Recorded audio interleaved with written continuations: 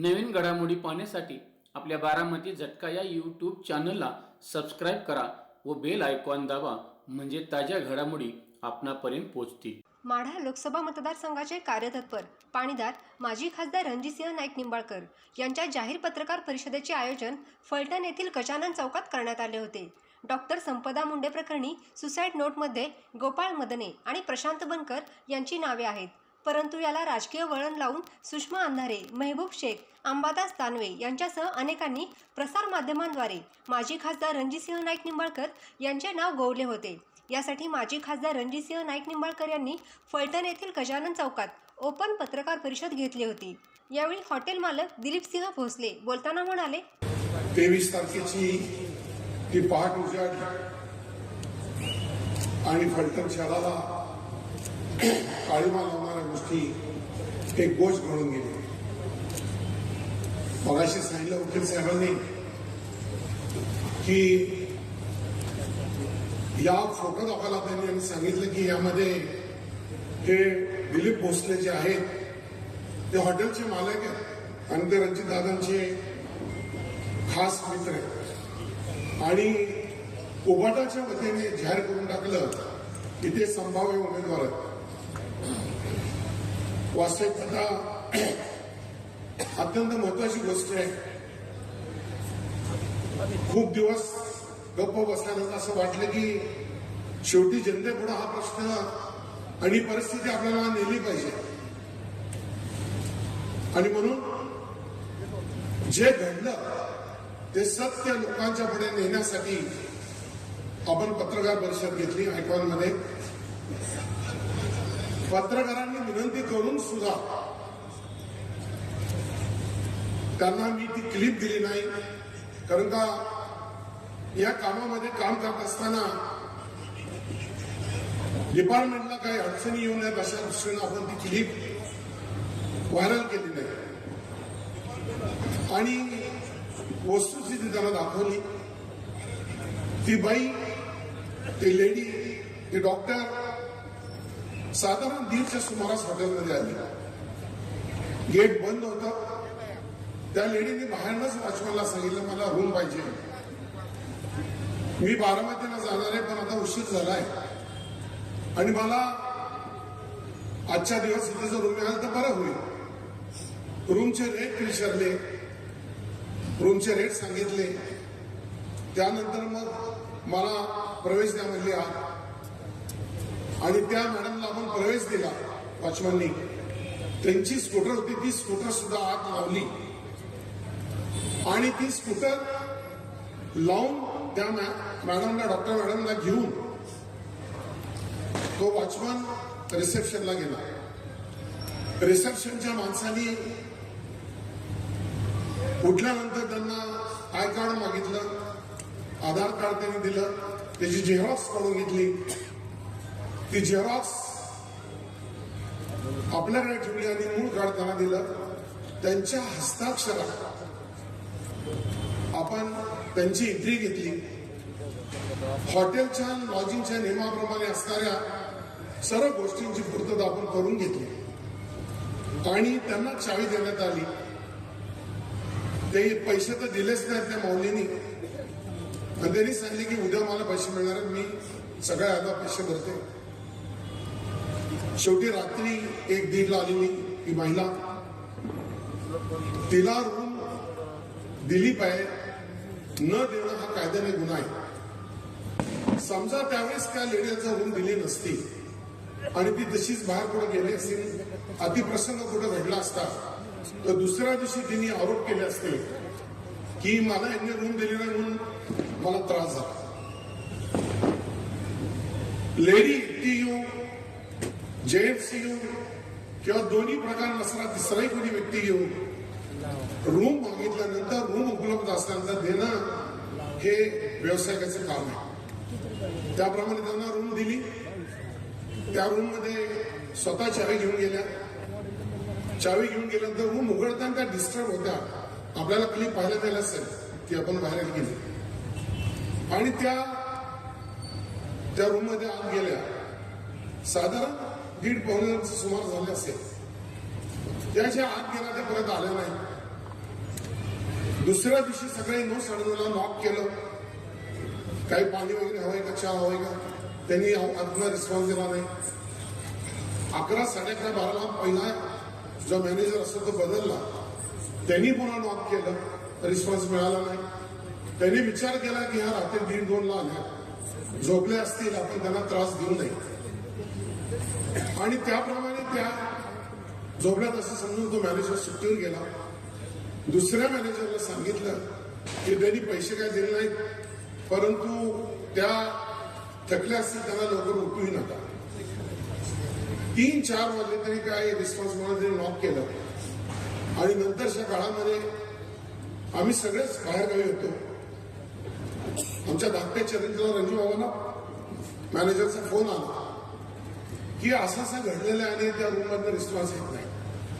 पण त्या डॉक्टर मॅडमची गाडी मात्र खाली होती आणि त्यांचा रूममधनं काय रिस्पॉन्स मिळत नव्हता. मग पोलीस स्टेशनला फोन केला. त्यांना सांगितलं की वास्तविक आता आमच्याकडं रूम चेकआउट टाइम हा 24 आवर्स आहे. खरं तर 12ला चेकआउट रूम असते, पण आपण 24 तासाची मुभा ठेवलेली आहे. आणि त्याप्रमाणे त्या महिलेची चेकआउटची वेळ पुन्हा रात्रीपर्यंत त्यांना राहण्यास संधी मिळणार होती. त्यानंतरच्या काळामध्ये दुसऱ्या दिवशी संध्याकाळी 6:30-7 पर्यंत सीसीटीव्ही चालू आहे. एकही मनुष्य रूम मध्ये आत आला नाही, गेला नाही. काय झालं हे डिपार्टमेंटला माहिती, त्यांच्याकडे अनेक कॉल्स आहेत. त्या लेडीजनी कोणाकोणाला फोन केले, रेकॉर्ड देत आहे. परंतु ही गोष्ट घडत असताना अंधारे मॅडम यांनी आरोप केले की यांनी त्या बाईला बाहेर मारलं आणि तिला आत आणून हँग केलं. किती कीव करावी त्या अंधारे मॅडमची. कोणतरी खडूस विकत घेईल का? मारायचंच असेल तर बाहेर मारलं तर जो मारेल तो कॅनलमध्ये नेऊन टाकेल का आपल्या घरात आणून पुन्हा फास द्यायचा प्रयत्न करेल. इतकं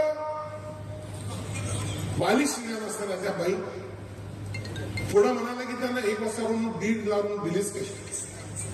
पुढं म्हणाल्या त्या इथं राहणाऱ्या होत्या, त्यांचं घर होतं, तर मग त्यांना रूम मध्ये यायची गरज पडलीच काय. आणि मग सगळे खुलासा झाल्यानंतर पुन्हा त्या म्हणाल्या की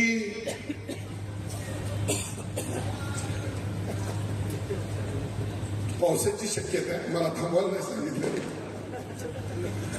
आणि मग ती गोष्ट त्यांना सांगितल्यानंतर त्यांनी पाहिलं तर म्हणाल्या, परत त्यांनी मुलाखत दिली की दिलीप सिंहची भोसले पाटील, मी पाटील वगैरे काय नाहीये, म्हणून त्यांनी पाटील मला पदवी दिली आणि सांगितलं की हे सगळं खरं आहे, पण ती महिला तुमच्या हॉटेलमध्ये आलीच का? आता याचं उत्तर कोणी द्यायचं? मी असे 42 वर्ष त्यांनी विचारले. खरं तर मी एवढंच म्हणेन, दादांना ज्या पद्धतीने गोवायचं काम त्यांनी केलं, विरोधकांनी दादांना अडचणी आणत ज्या लोकांनी काम केलं, त्याचं खरं कारण सीएम साहेबांची झालेली सभा, दादांनी केलेली अनेक करोडो रुपयाची कामं, अनेक मंजुऱ्या दादांनी त्या दिवशी घेतल्या. आणि या सर्व गोष्टींचा उहापोह बघता निश्चितपणे हा फलटण तालुका सुधारशिवाय राहणार नाही असं चित्र निर्माण झालेलं आहे. आणि याच गोष्टीसाठी विरोधकांना अत्यंत काळजी वाटू लागली की आपलं काय व्हायचं. मी संघर्षातून तयार झालेला कार्यकर्ता आहे. केंद्रांच्या बरोबर 68 पासून चळवळ केली, चौरांच्या बरोबर 74 पासून नागरिक संघटनेत काम केलं. नंतरच्या काळामध्ये डॉक्टर बोडेंशी विरोध केला, रामरायांच्या विरोधात काम केलं, हनुमंतराव पवारांच्या विरोधात सुद्धा काम केलं. आणि एवढं सगळं करून मग पुन्हा त्यांच्याबरोबर गेलो, रामरायांच्या बरोबर 10-15 वर्ष काम केलं. कामाची पद्धत बघितली, मला त्यांनी चांगलं बघवलं. माझी त्यांच्याबद्दल कुठली तक्रार नाही, पण तक्रार जी आहे ती ही या फलटणचं वाटोळं केलं, या फलटणला काहीच निर्माण केलं नाही. या फलटणला मागं नेलं, 25 वर्ष मागं नेलं. त्याचे एकच उदाहरण तुम्हाला देतो, मी थांबतो. कारण का दादांना अनेक प्रश्नाची उत्तर द्यायची आहेत आणि अनेक पुरावे दादांना द्यायचे आहेत. जर यांच्यात हिंमत असतील, ताकद असती, तर यांच्या चुलत्यांनी सुरू केलेलं सांस्कृतिक भवन, इंदिरा गांधी सांस्कृतिक भवन, हे 35 वर्षात चालवू शकले नाहीत, चालू करता आलं नाही. ही फलटणकरांच्यासाठी शोकांतिक आहे. गेल्या 35 वर्षात फलटणकरांना नाटक बघायला मिळालं नाही, एंटरटेनमेंटचे कार्यक्रम करता आले नाही आणि आम्ही करत असलेल्या कार्यक्रमाला जागा द्यायचं बंद केलं. आणि म्हणून फलटण फेस्टिवल असेल, स्वयंसत्ता महोत्सव असेल, अशा अनेक ऍक्टिव्हिटीजला थांबण्याशिवाय पर्याय राहिला नाही. कारण का ते संस्थानिक आहेत, त्यांच्या जागा आहेत, त्यांची मर्जी, हमारी मर्जी, जागा देना या नाही देना, तुमको रे मत करो. अशा पद्धतीचं एकच उदाहरण मी दिलं. भरपूर उदाहरण वेळ येईल तेव्हा आपण करू, चर्चा करू, वापो करू, सविस्तर मांडू. परंतु एकच निश्चित सांगतो की दादांची कामाची झेप पाहून मी दादांच्या वर काम करण्याचा निर्णय घेतला. धाकटा मुलगा 2 वर्ष अगोदरच कामाला लागला होता दादांच्या बरोबर. मला तरी असं वाटलं की पटतंय, पण अंगी वळत नव्हतं. आणि शेवटी एक दिवस ते अंगी आलं. प्रल्हाद पाटलांच्या निसर्गामध्ये दादांची गाठ पडली आणि आम्ही ठरवलं सर्व कुटुंबाने की भविष्य काळात दादांच्या बरोबर काम करायचं.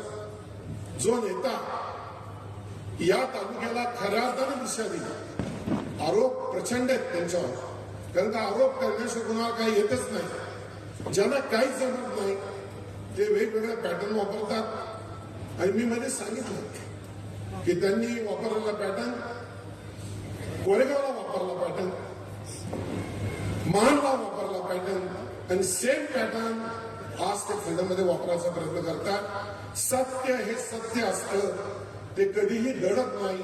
जे खोटं आहे ते बाहेर येतं.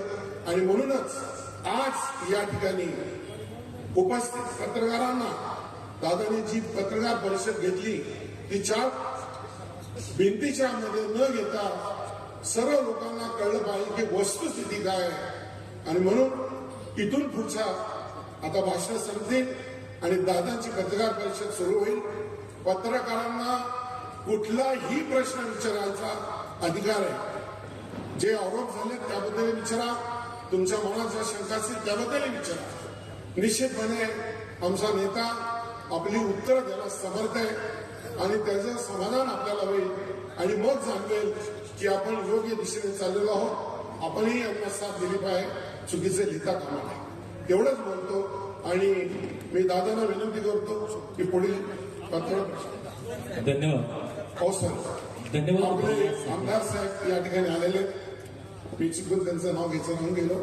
मी त्यांना विनंती करतो त्यांनी आपल्याला मार्गदर्शन. धन्यवाद भाई.